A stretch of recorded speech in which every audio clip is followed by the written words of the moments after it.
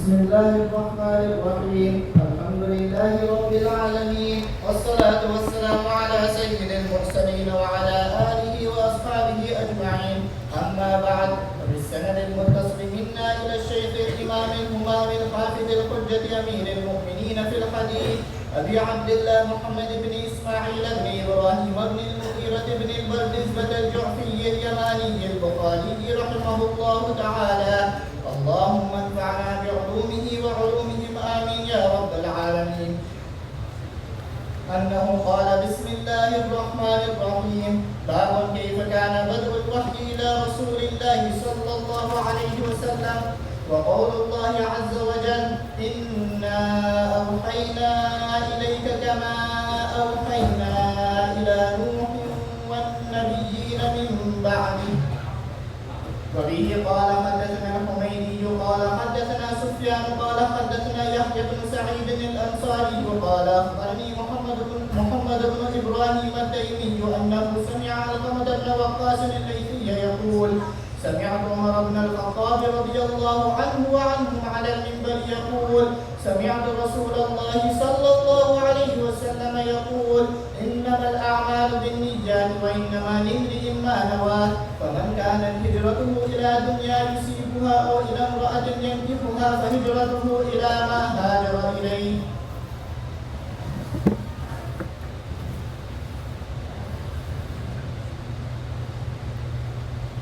یہ کتاب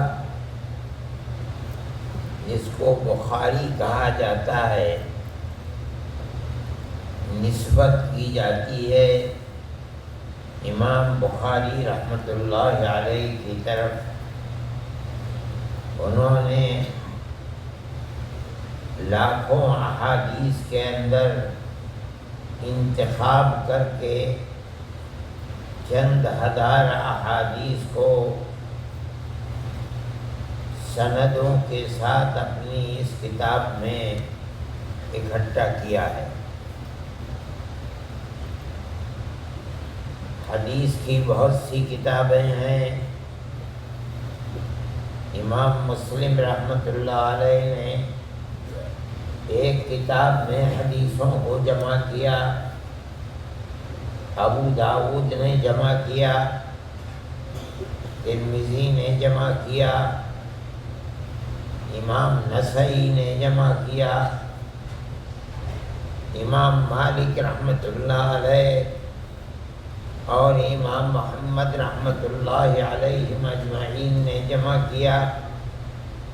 اسی طرح سے ایک کتاب یہ ہے جس کو امام بخاری رحمۃ اللہ علیہ نے جمع کیا. یہ کتاب علم حدیث کی کتاب ہے. کہا جاتا ہے علم حدیث ما نسب الى رسول اللہ صلی اللہ علیہ وسلم قولا فعلا صفتا او تقریرا. یہ وہ علم ہے جس کی نسبت تمام نبیوں کے سردار ہمارے آقا حضرت محمد صلی اللہ علیہ وسلم کی طرف کی جاتی ہے. آپ نے کیا کہا، آپ نے کیا کیا،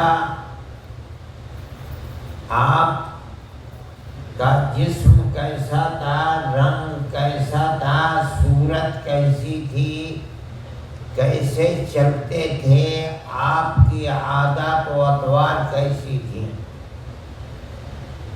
کیسے کھاتے تھے، کیسے اٹھتے تھے، کیسے بیٹھتے تھے. اسی طرح سے آپ کے رہتے ہوئے کوئی کام صحابہ نے کیا، اگر نبی کریم علیہ السلام نے اس پر کوئی نکیر نہیں فرمائی تو یہ دلیل ہے اس بات کی کہ وہ کام صحیح تھا. اگر غلط ہوتا تو آپ نکیر فرما دیتے. چونکہ دین کا مدار صحابہ کے اوپر ہے، پہلی اینٹ صحابہ کی چلتی ہے، قیامت تک اگر یہ اینٹ سیدھی رہے گی تو دیوار سیدھی ہوگی۔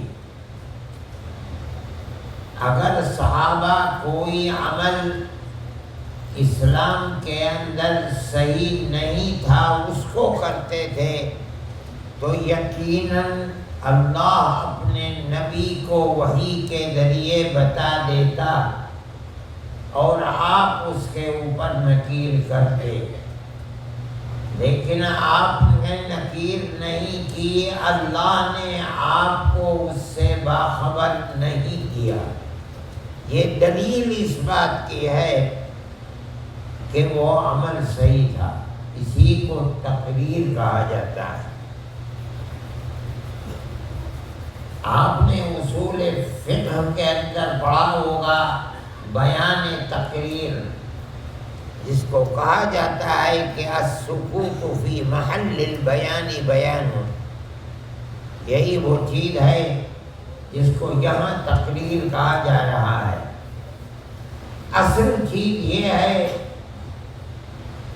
کہ نبی بالکل بے پڑھے لکھے آدمی تھے،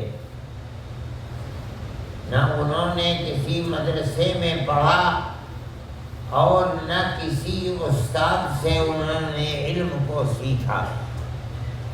نبی کے پاس جو علم ہے وہ اللہ کی وحی کے ذریعے سے آیا ہے۔ اللہ اپنے فرشتے حضرت جبرائیل کو بھیجتے ہیں، وہ نبی کریم علیہ السلام کے مبارک قلب پر تشریف لاتے ہیں اور علم کو پہنچاتے ہیں۔ وہ علم دو طرح کا ہے، ایک کو وحی مطلوع کہا جاتا ہے، ایک کو وحی غیر مطلوع کہا جاتا ہے۔ وحی مطلوع وہ وحی ہے جس کے معنی اور جس کے الفاظ دونوں اللہ کی طرف سے ہیں۔ نبی کو یہ اختیار نہیں ہے کہ وہ ان الفاظ کو تبدیل کر کے ان معنی کو بیان کرے، اس لیے وہ وہی الفاظ جو اللہ نے جبرائیل کو دیے اور انہی الفاظ کو جبرائیل لے کر نبی کے پاس آئے۔ اللہ نے انہی الفاظ کو نبی کے سینے میں محفوظ کر دیا، آپ نے انہی الفاظ کو لکھوا دیا، انہی الفاظ کو صحابہ نے محفوظ کر دیا۔ اس کو کہا جاتا ہے وحی مطلوع قرآن۔ قرآن نام صرف الفاظ کا نہیں ہے۔ آپ نے اصول فقہ کی کتابوں میں پڑھا ہوگا کہ قرآن کہتے کس کو ہیں۔ وہاں قرآن کی تفسیر کی جاتی ہے، معنی هو النظم والمعنى جميعا، الفاظ اور معانی دونوں کے مجموعے کا نام قرآن ہے۔ مطلب کیا ہے کہ جبرائیل امین اللہ کے پاس سے الفاظ بھی لے کر آتے تھے، ان الفاظ میں مراد خداوندی کیا ہے، اللہ کیا فرمانا چاہتا ہے، وہ بھی لے کر کے آتے تھے۔ نبی کو الفاظ دیتے تھے اور اس کے بعد ان الفاظ میں اللہ کیا فرمانا چاہتا ہے وہ بھی نبی کو دیا کرتے تھے۔ نبی کریم علیہ السلام ان الفاظ کو صحابہ کو بتلاتے تھے اور اس کے اندر جو معنی چھپے ہوئے ہیں ان معانی کو اپنی زبان سے اپنے الفاظ میں تاکہ مخاطب سمجھ لیں ان الفاظ میں ادا کیا کرتے تھے۔ یہ حدیث کہلاتی ہے چیز۔ تشریح کتاب اللہ کی انہی الفاظ میں نہیں کی جا سکتی۔ یہ نہیں کہا جا سکتا قل هو اللہ احد یعنی قل هو اللہ احد، یہ تفسیر نہیں ہوگی۔ الفاظ جو اللہ کی طرف سے آئے ہیں ان الفاظ کے معانی اور مطلب کیا ہیں ان کو اللہ کا نبی اپنے الفاظ میں بیان کرے گا۔ جن کو اپنے الفاظ میں بیان کر رہا ہے، صحابہ کو بتلا رہا ہے۔ صحابہ کے مدارج ہیں، کوئی بہت سمجھدار ہے، کوئی آدمی اتنا سمجھدار نہیں ہے۔ ہر آدمی کو جن الفاظ میں بیان کیا جائے گا وہ ایسے ہوں گے تاکہ اس کے دل و دماغ کے اندر سمجھ میں آ جائیں، بیٹھ جائیں۔ اللہ کا نبی اپنے الفاظ کے اندر ان معانی کو جنہیں جبریل امین اللہ کی طرف سے لے کر آئے، اور جب قرآن آیا تو وہ معنی بھی ساتھ آئے، ان کو اپنے الفاظ میں بیان فرماتے ہیں۔ یہی وہ چیز ہے جو حضرت آدم علیہ نبینا علیہ الصلاۃ والتسلیم سے لے کر ہمارے آقا حضرت محمد صلی اللہ علیہ وسلم تک انبیاء اور رسولوں کے پاس وحی آتی رہی۔ اس وحی کو وہ لوگوں کے سامنے بیان کرتے رہے۔ اللہ نے اپنے نبی حضرت محمد صلی اللہ علیہ وسلم کو بھی یہی فرمایا تھا لِتُبَيِّنَ لِلنَّاسِ مَا نُزِّلَ إِلَيْهِمْ، جو اتارا گیا ہے ان کے لیے آپ ان کو اپنے الفاظ کے اندر بیان کریں۔ اوے یہ کیا کر رہا ہے؟ یہ اسی لیے آیا ہٹیا سے۔ کسی مجلس کو چھوڑو مت، مسجد ہو غیر مسجد ہو، یہ کام کرنے کے لیے آیا، ڈوب مرو کہیں جا کر کے۔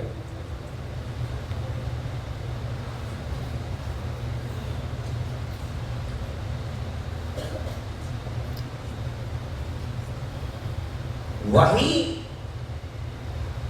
صرف الفاظ قرآنی جن کو ہم اور آپ تلاوت کرتے ہیں، صرف وہی نہیں ہے۔ نبی کے پاس تو کوئی علم تھا ہی نہیں۔ جب سب سے پہلی وحی آئی اقرأ بسم ربک الذی خلق، آپ نے فوراً فرمایا ما انا بقاری، میں کیسے پڑھوں، میں تو پڑھنا جانتے ہی نہیں ہوں۔ وہ نبی جو پڑھنا نہیں جانتا وہ قرآن جیسی کتاب کو پڑھتا ہے، کیسے پڑھتا ہے؟ وہی جو علم بطریق وہی آپ کے پاس آیا تھا، اللہ نے اس علم کو آپ کے سینے کے اندر محفوظ فرما دیا، اسی کا نام وحی ہے۔ الفاظ اور معنی دونوں، ان معانی کو آپ اپنے الفاظ میں دے رہے ہیں، باقی وہ الفاظ جو نبی کریم علیہ الصلاۃ والسلام پر آئے اور وہ الفاظ باقی رہنے کے لیے آئے، آپ نے ان کو کاتبین وحی کو بلایا اور بلا کر کے لکھوا دیا۔ جو لوگ پڑھنا چاہتے تھے ان کو آپ پڑھاتے تھے۔ یہ تمام کی تمام صورتحال ایسی رہی کہ آپ کے رہتے ہوئے سینکڑوں صحابہ کے سینوں کے اندر قرآن محفوظ تھا۔ کچھ لوگ ان میں بڑے ماہر تھے قرآن کے، جیسے عبداللہ ابن مسعود ہیں، ابی بن کعب وغیرہ ہیں۔ وہ لوگ قرآن کے ماہر ہو گئے تھے۔ کہاں سے؟ نبی کریم علیہ الصلاۃ والسلام سے پڑھ کر ماہر ہو گئے تھے۔ آپ نے ان الفاظ کے جو معانی ہیں ان کو صحابہ کرام رضوان اللہ علیہم اجمعین کے سامنے بیان فرمایا، اور برابر آپ سفر اور حضر میں جو کچھ فرماتے تھے اس کے مطابق جو کچھ کرتے تھے وہ اس کتاب کے اندر جمع ہے. اسی کو کہا گیا ہے. امام بخاری رحمۃ اللہ علیہ فرماتے ہیں اِنَّا أَوْحَيْنَا إِلَيْكَ يَا محمد علیہ الصلاۃ والسلام، جیسے آپ سے پہلے انبیاء اور رسولوں کے پاس ہم نے وحی فرشتے کے ذریعے سے اتاری ہے.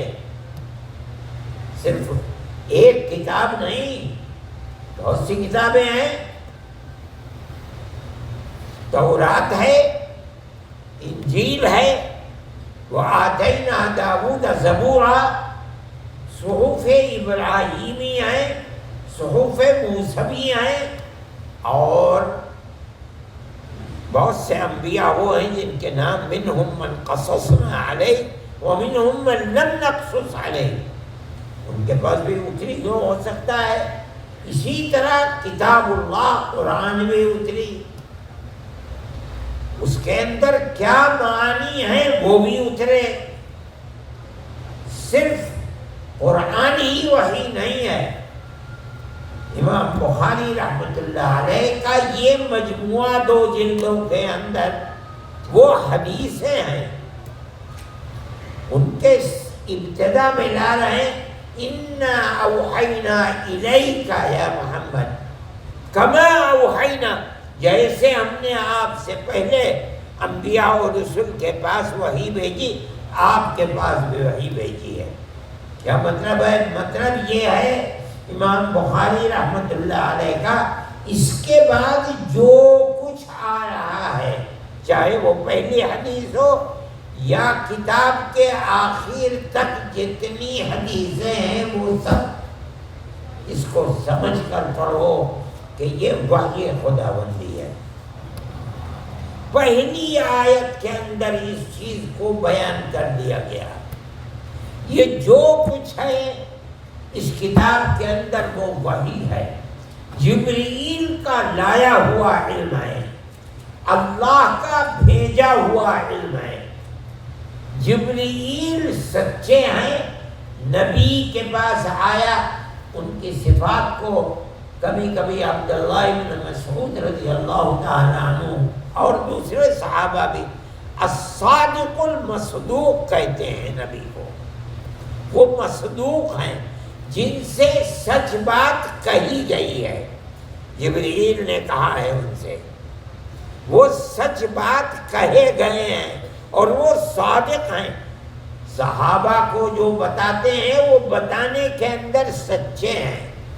اس لیے وحی کے ذریعے سے جو علم آیا ہے اس علم کو کہا گیا ہے. امام بخاری یہ اشارہ فرما رہے ہیں کہ جو میری کتاب کے اندر ہے وہ سب وحی خداوندی. اور حقیقت بھی ہے یہ علوم جس کے اوپر یہ امت 1400 سال سے چل رہی ہے، بڑے بڑے علماء پیدا ہوئے اور دنیا سے چلے گئے. قرآن و حدیث کے علم کا ذخیرہ ہے. ایک ایسی ذات جو بالکل علم نہیں جانتی، پڑھی ہوئی نہیں ہے، وہ کیسے اتنے خزانوں کو اپنے سینے اور دماغ کے اندر لیے ہوئے ہے؟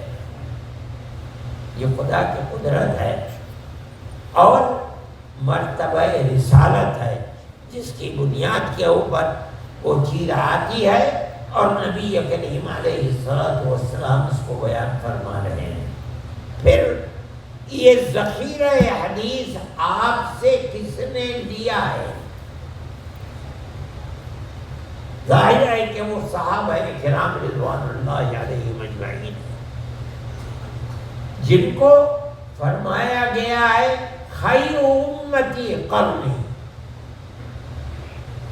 نبی کے بعد جن کا مرتبہ اس دنیا کے اندر اللہ کے نزدیک سب سے بڑا ہے، وہ صحابہ کرام رضوان اللہ علیہم اجمعین ہے.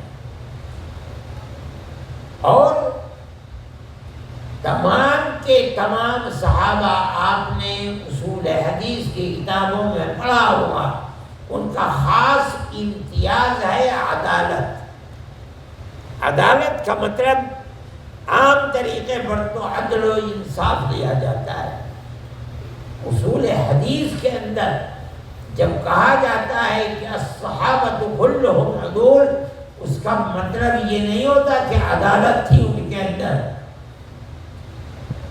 اس معنی کے اعتبار سے کہ اس میں عدالت ہم بولتے ہیں، بلکہ اس کا مقصد یہ ہوتا ہے کہ انہوں نے جو کچھ علم نبی کریم علیہ السلام سے لیا ہے اس کی نسبت اللہ کے نبی تک کرنے میں کوئی لاگ لپیٹ جھوٹ نہیں ہے۔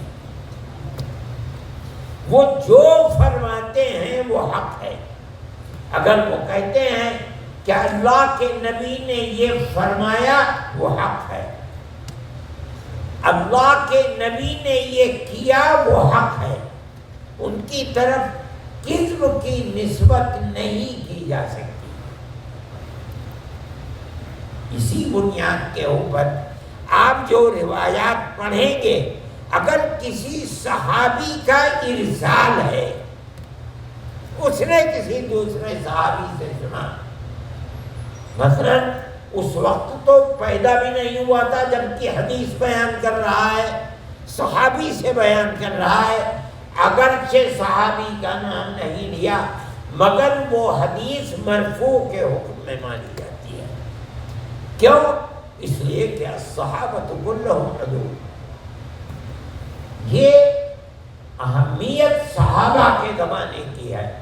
یہ تمام مجموعہ جو آپ کے پاس ہے احادیث مرفوعہ کا، اس کا مطلب یہ ہے کہ ان صحابہ نے، جیسے یہ روایت ہے حضرت عمر رضی اللہ تعالی عنہ فرماتے ہیں میں نے نبی کریم علیہ السلام سے سنا ہے، مسئلہ ختم۔ یہ نہیں کہا جائے گا کہ کوئی گواہ لائے، کوئی دوسرا آدمی لائے، کیوں؟ اس لیے کہ وہ عادل ہیں، ممکن نہیں ہے کہ اس کی نسبت رسول اللہ کی طرف کریں اور وہ نسبت غلط ہو، یہ نہیں ہو سکتا۔ اب اس کے بعد وہ لوگ آ گئے جنہوں نے علم کو صحابہ سے لیا ہے۔ آپ نے فرمایا خیر امتی قرنی ثم الذین یلونہم، پھر وہ لوگ جو ان سے ملے ہوئے ہیں یعنی تابعین، ثم الذین یلونہم، وہ لوگ کہ جو ان سے ملے ہوئے ہیں۔ چونکہ اللہ کو یہ علم نبوت محفوظ رکھنا تھا، پہلے اور دوسرے اور تیسرے طبقے کے اندر عدالت کا غلبہ رہا۔ پہلے طبقے میں تو تمام صحابہ میں عدالت تھی، لیکن دوسرے طبقے میں عدالت غالب تھی۔ جن لوگوں میں تھی صفت عدالت انہی سے روایات کو لیا جاتا ہے۔ اگر کوئی ایسا شخص ہے جس کے اندر صفت عدالت نہیں ہے، اس سے روایت نہیں لی جائے گی۔ تیسرے طبقے کے اندر بھی، اور پھر اللہ نے تیسرے طبقے کے بعد ایسے ایسے محدثین کو پہلا قرن یعنی 100 سال تک تقریباً حضرت انس رضی اللہ تعالی عنہ اور دوسرے ابو طفیل رضی اللہ تعالی عنہ، یہ دو صحابی تقریباً ہجری کے 100 سالوں تک ان کا زندگی ہے۔ اس کے بعد پھر دوسرا طبقہ آیا، وہ بھی اسی طریقے سے، پھر تیسرا طبقہ آیا، وہ بھی اسی طریقے سے، اور اس کے بعد اللہ نے امام بخاری، مسلم، ترمذی، ابو داؤد، ان لوگوں کو تیسرے طبقے کے بعد لا کر کے رکھ دیا، جو روایت کو طبقہ اولا سے، ثانیہ سے، ثالثہ سے روایات کو لیتے ہیں اور ان کتابوں کے اندر انہوں نے جمع کر دیا۔ کسی اور دین کے اندر نبی کے علوم کو اس طرح محفوظ نہیں رکھا گیا ہے، کیونکہ اللہ کو اس نبی کے بعد کوئی دوسرا نبی نہیں آنا تھا۔ اس بنیاد پر اس علم کو الی یوم القیامہ قرب قیامت تک محفوظ رکھنا تھا۔ قیامت کے آنے سے پہلے جو لوگ اس دین کے اوپر قائم رہیں گے، قرآن و حدیث کے اوپر، ان لوگوں کو اللہ تعالیٰ دنیا سے اٹھا دے گا۔ ان کے اٹھنے کے بعد پھر کوئی اللہ اللہ کہنے والا بھی دنیا میں نہیں رہے گا۔ قیامت انہی لوگوں کے اوپر قائم ہوگا۔ صحابہ کرام رضوان اللہ علیہم اجمعین کا طبقہ جو تمام علوم کو نبی کریم علیہ السلام سے لینے والے ہیں، ایسے بھی صحابہ ہیں جو ہزاروں روایات کو اپنے سینے میں محفوظ کیے ہوئے تھے۔ اللہ نے ان کو یہ ملکہ عطا فرمایا تھا، جیسے عبداللہ بن عمرو بن العاص ہیں، حضرت ابو ہریرہ رضی اللہ تعالیٰ عنہ ہیں، اور ان کے اس واقعے کو آپ نے پڑھا ہوگا کہ آپ نے فرمایا کہ ایک چادر بچھاؤ، انہوں نے چادر بچھا دی اور اس کے بعد اس پر کچھ پڑھا آپ نے اور فرمایا اس کو سمیٹ کر اپنے سینے سے لگا لو۔ انہوں نے لگا لیا۔ فرماتے ہیں اس کے بعد پھر میں نے کسی روایت کو، کسی حدیث کو آپ سے لیا ہو، میں اس کو بھولا نہیں۔ گویا کہ یہ نبی کریم علیہ السلام کا معجزہ تھا۔ اس لیے اس علم کی جو بنیاد ہے وہ جناب رسول اللہ صلی اللہ علیہ وسلم کی ذات والا صفات ہے۔ آپ نے کیا کیا، کیا کہا، آپ کیسے تھے، اور آپ کے سامنے کوئی کام کیا گیا، یہ ممکن نہیں ہے کہ وہ کام کیا جائے۔ اگر غلط ہے اس کے اوپر سکوت نہیں ہو سکتا، کسی نبی کے لیے یہ ممکن نہیں ہے۔ آپ نے قرآن کے اس واقعے کو پڑھا ہوگا، حضرت موسیٰ علیہ الصلاۃ والتسلیم کو اللہ نے فرمایا کہ جاؤ فلاں جگہ، وہاں تمہیں ہمارا ایک بندہ ملے گا، تم یہ سمجھتے ہو کہ سب سے زیادہ علم تمہارے پاس ہے، وہاں جاؤ تو تمہیں پتہ چلے گا کہ علم رکھنے والے اور لوگ بھی ہیں۔ چنانچہ قرآن میں ذکر ہے وَإِذْ قَالَ مُوسَىٰ لِفَتَاهُ لَا أَبْرَحُ حَتَّىٰ أَبْلُغَ مَجْمَعَ الْبَحْرَيْنِ أَوْ أَمْضِيَ حُقُبًا۔ وہاں پہنچ گئے۔ یہ پورا واقعہ تو بڑا طویل ہے، لیکن جب حضرت خضر سے ملاقات ہوئی تو آپ نے ان سے عہد و پیمان لیا، میری شرط یہ ہے کہ کچھ بولو گے نہیں، میں جو کر رہا ہوں کروں گا، تم میرے ساتھ چل نہیں سکتے۔ انہوں نے کہا میں چلوں گا۔ فرمایا اگر چلتے ہو تو میری شرط یہ ہے کہ میں کچھ کروں تو تم پوچھو گے نہیں، میں غلط کروں صحیح کروں، اگر غلط ہو تو تم اسے غلط نہیں کہو گے۔ إِنَّكَ لَن تَسْتَطِيعَ مَعِيَ الصَّبْرَ، تم میرے ساتھ صبر نہیں کر سکتے۔ لیکن انہوں نے عہد و پیمان کیا، اللہ نے بھیجا تھا، سب سے پہلے کشتی میں جا کر کے بیٹھے، فَانْطَلَقَا حَتَّىٰ إِذَا رَكِبَا فِي السَّفِينَةِ خَرَقَهَا۔ سفینہ کو تو ان کا کوئی اپنا سفینہ تو تھا نہیں حضرت موسیٰ کا، یہ تو آپ نے دوسرے کے سفینے کے اوپر، آپ مستاجر تھے، اجرت پر لیا ہوا تھا، اس کو توڑنا، اور اگر اتنا ٹوٹ جائے کہ سوراخ ہو جائے تو غرق ہونے کا خطرہ ہے۔ حضرت موسیٰ علیہ نبی جناب علیہ السلام جو صاحب شریعت تھے، ان کی شریعت میں جائز نہیں تھا۔ نبی کے لیے یہ ممکن نہیں ہے کہ وہ کسی امر منکر کو دیکھے اور سکوت کو اختیار کرے، یہ ہو ہی نہیں سکتا۔ چنانچہ حضرت موسیٰ علیہ نبینا علیہ السلام فوراً بول اٹھے، اخرقتها لتغرق اهلها لقد جئت شيئا، یہ تو بڑا خراب کام کیا آپ نے، آپ یہ چاہتے ہیں کہ سب لوگوں کو دریا میں ڈبو دیں؟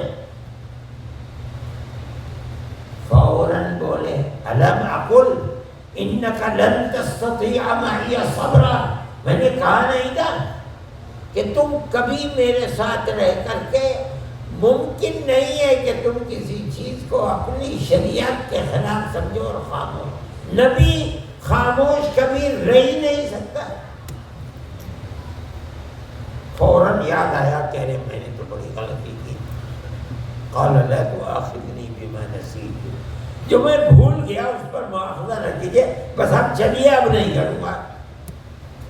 فانطلقا، پھر چل گئے آگے دونوں نے، حتی اذا لقیا غلاما فقتلہ، ایک بچہ کھیل رہا تھا، اس کو پکڑ کر کے قتل کر دیا انہوں نے۔ قتل کرنا تو شریعت کے اندر بہت بڑا گناہ ہے نا، اور بچے کو قتل کرنا، کسی قاتل کو قتل کر دیا جائے ٹھیک ہے، اس بچے نے کون سا قصور کیا تھا تم نے قتل کر دیا؟ قال اقتلت نفسا زکیۃ بغیر نفس لقد جئت شیئا، یہ تو بہت بڑا گناہ ہے۔ پھر اس کے بعد کھڑے ہو گئے حضرت خضر، پہلے فرمایا تھا قال الم اقل انک لن تستطیع معی، اب فرماتے قال الم اقل لک، زیادتی ہے، لفظ زیادتی ہے، معنی پر دلالت کرتی ہے، لام زجر کے لیے ہے، ڈانٹ رہے ہیں۔ الم اقل لک انک لن تستطیع معی صبرا، پھر ترمبو ہوا، پھر فرماتے ہیں بس ایک موقع اور دے دیجئے، انسان تو کان شیء بعد فلا تصاحبنی، اب اگر میں کبھی آپ سے کچھ، آپ چاہے سیاہ کریں سفید کریں، میں نہیں بولوں گا، لیکن نبی ہے یہ کیسے ممکن ہے کہ نہ بولیں؟ یہ ہو ہی نہیں سکتا۔ چنانچہ آگے گئے تو وہ دیوار یکاد ان ينقض فاقامه، قال لو شئت لاتخذت علي اجرا، قال هذا فراق بيني وبينك۔ تقریر نبی کی، دنیا کا بڑے سے بڑا آدمی کسی چیز کو، غلط کو دیکھے، لیکن مصلحت وقتی اس کے لیے رکاوٹ بن سکتی ہے کہ وہ غلط کو غلط ہے۔ نبی کا مرتبہ ایسا ہے کہ یہ ممکن نہیں ہے کہ وہ کسی غلط چیز کو دیکھے جانے، دونوں چیزیں آئیں گی۔ ہو سکتا ہے نبی نہ دیکھے، چھپ کر صحابہ کر رہے ہوں، لیکن اللہ اس کی شریعت کی حفاظت کی خاطر بطریق وحی اس کو بتائے گا کہ یہ کیا کر رہے ہیں۔ نبی کریم علیہ السلام کے لیے نماز کے اندر قرآن پڑھ رہا ہے آدمی، اللہ نے آپ کو بتا دیا، آپ سن نہیں رہے ہیں، بتا دیا آپ کو کہ یہ ہو رہا ہے۔ آپ نے سلام پھیرنے کے بعد فرمایا کہ ایسا ہوا ہے، صحابہ نے فرمایا جہاں ہوا ہے ایسا۔ اس لیے نبی کی تقریر حجت ہے، نبی کے سوا کسی اور کی تقریر ایسی حجت نہیں ہے کہ وہ کلام خداوندی کی طریقے پر آ جائے۔ اس لیے تقریر بھی علم حدیث کے اندر شامل ہے۔ آپ حضرات اس کو پڑھ رہے ہیں، یہ علم بڑا اہم علم ہے۔ اللہ تعالیٰ علم میں آپ کی برکت عطا فرمائے۔ اس علم کے پڑھنے والوں کو صاحب علم سے نسبت ہوتی ہے، صاحب علم نبی کریم علیہ الصلوۃ والسلام، جو شخص اس علم کو پڑھتا ہے، اس علم سے شغف رکھتا ہے، اس کو جناب رسول اللہ صلی اللہ علیہ وسلم کی ذات سے تعلق خاطر پیدا ہوتا ہے۔ ہمارے حضرت شاہ ولی اللہ صاحب محدث دہلوی کی ایک کتاب ہے فیوض الحرمین، وہ حج کے لیے تشریف لے گئے اور دونوں حرمین کے اندر مکہ معظمہ اور مدینہ منورہ، وہاں سے جو ان کو فیوض حاصل ہوئے ہیں برکات، اس کتاب کے اندر انہوں نے اس کو لکھا ہے۔ وہ فرماتے ہیں کہ میں مدینہ منورہ میں حاضر ہوا تو مزار مبارک کے قریب روضہ اطہر پر میں نے مراقبہ کیا، تو مجھے مراقبے میں یہ محسوس ہوا کہ آپ کی قبر مبارک میں آپ کی ذات سے روشنی نکل رہی ہے، اور ساری دنیا میں جہاں کوئی شخص علم حدیث سے شغف رکھتا ہے، پڑھتا ہے، پڑھاتا ہے، شرح لکھتا ہے، جمع کر رہا ہے، اس کی ذات سے وہ نور جا کر پیوست ہو رہا ہے۔ اس لیے اس علم کی برکت ہے، جو آدمی اس سے شغف رکھتا ہے اللہ کو راضی رکھنے کے لیے، نبی کریم علیہ السلام کی ذات سے قربت پیدا کرنے کے لیے، اس شخص کو ایک نسبت قائم ہوتی ہے جناب رسول اللہ صلی اللہ علیہ وسلم کی ذات سے۔ آپ اگر محنت کے ساتھ، جس کو امام بخاری پہلی روایت میں فرما رہے ہیں انما الاعمال بالنیات، اپنی نیت کو صحیح کرتے ہیں، یعنی نبی کریم علیہ السلام کی ذات والا صفات سے اپنے تعلق کو، روحانی تعلق کو قائم کرنے کے لیے، تو پھر اللہ تعالیٰ کے نبی سے آپ کی نسبت مضبوط ہو جائے گی، نور کا رشتہ قائم ہو جائے گا۔ اس پہلی روایت سے یہ پتہ چلتا ہے کہ آج کے بعد جو بھی سبق آپ پڑھیں، استاد آپ کو پہلی روایت بھی پڑھائے گا، آپ اپنی نیت کو صحیح کریں۔ کیوں پڑھ رہے ہیں؟ اس لیے نہیں کہ آپ محدث بن جائیں گے، فارغ ہو جائیں گے دارالعلوم کے، نہیں، اس لیے کہ آپ کو نبی کریم علیہ السلام کی ذات والا صفات سے نسبت مضبوط اور قائم ہو جائے گی، تو آپ کی اس نیت کی بنیاد پر عند اللہ آپ کو قبولیت میسر ہوگی، اور یہ چیز آپ کے علم کو مضبوط اور بہتر فرمائے گی، اور اس کی برکت سے آپ کو اس علم پر عمل کرنے کی سعادت میسر ہوگی۔ اس لیے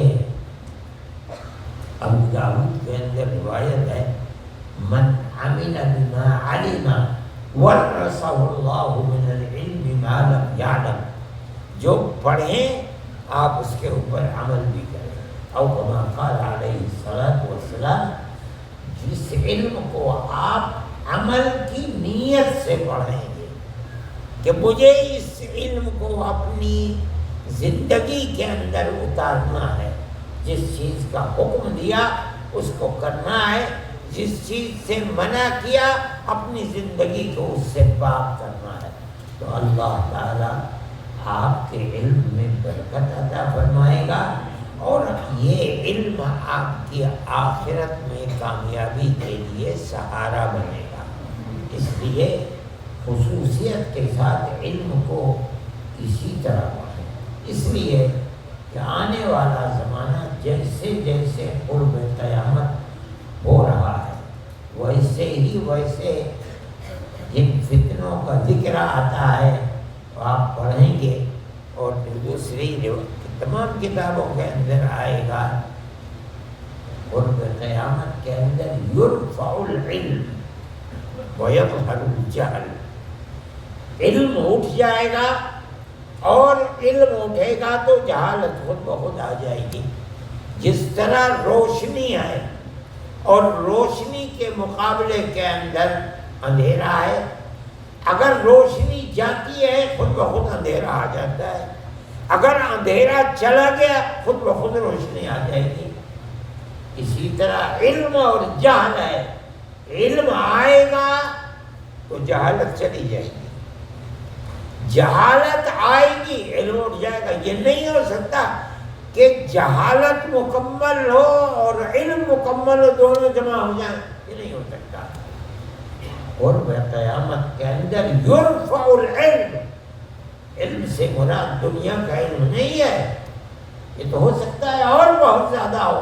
ہم جہاں ہیں 100 سال کا آدمی آئے تو آنکھیں پھاڑ کے دیکھے گا کہ دنیا کیا سے کیا ہو گئی، آج سے 100 سال کے بعد کیا ہوتا ہے وہ خدا جانے کیا چیز ہوتی، وَيَخْلُقُ مَا لَا تَعْلَمُونَ۔ لیکن علم کے اٹھ جانے کا مطلب ہے وہ علم جس کو اللہ نے جبریل کو لے کر دنیا میں بھیجا، اور جبریل نے رسول اللہ کو دیا، رسول اللہ نے امت کو، وہ علم نبوت اٹھ جائے گا۔ یہ قیامت کی علامت ہے۔ کس طرح اٹھ جائے گا؟ 2 چیزیں ہیں۔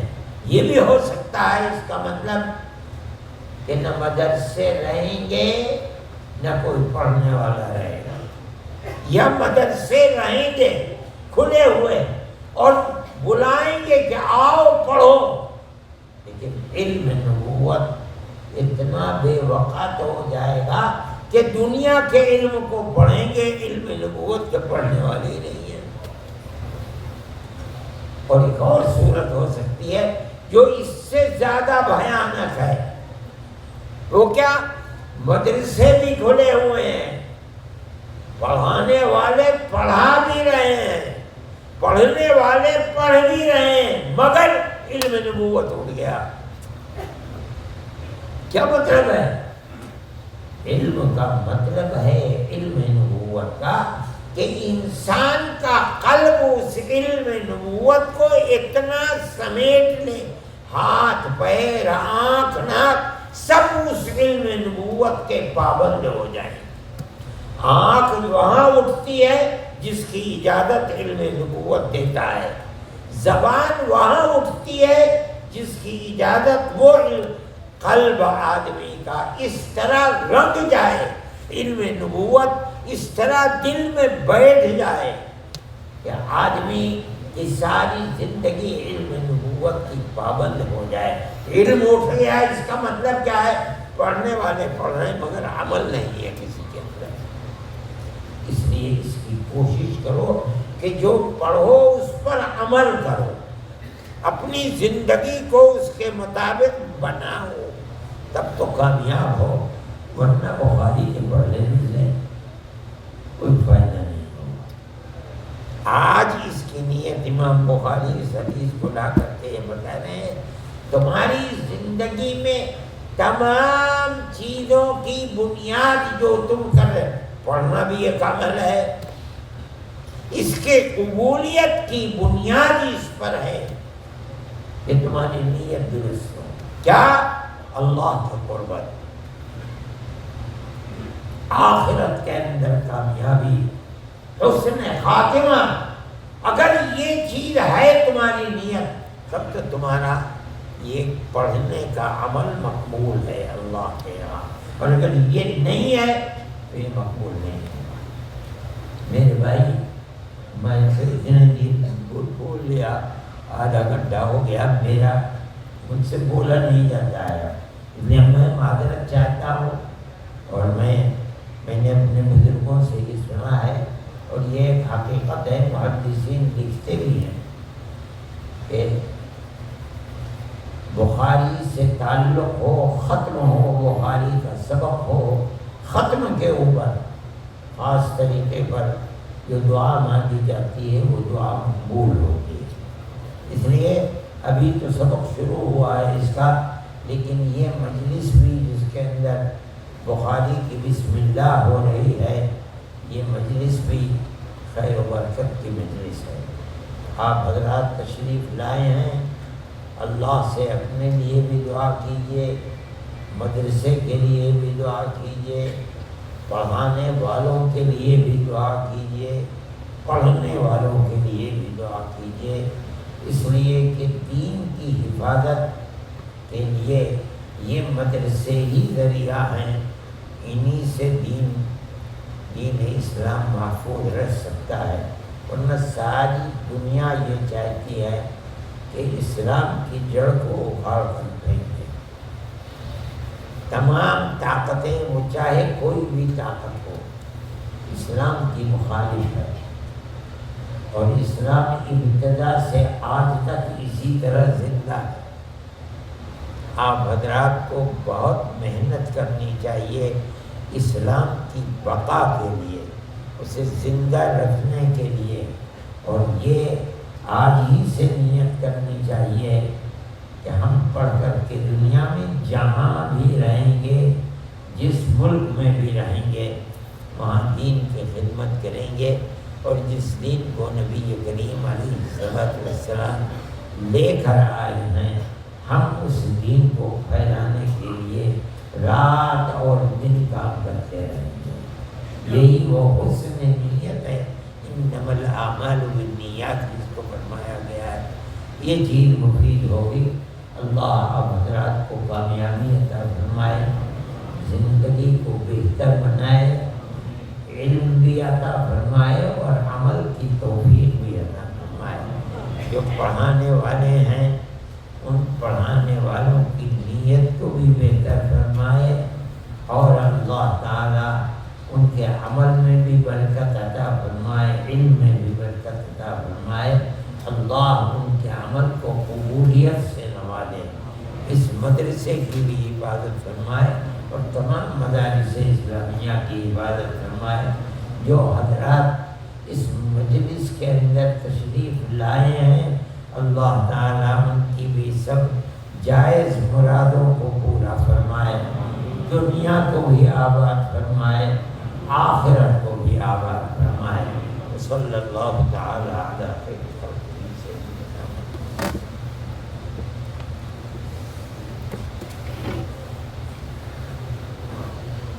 کون پڑھائیں گے بخاری؟ کون ہیں؟ آپ تشریف لائیے، یہاں آئیے، یہاں آئیے۔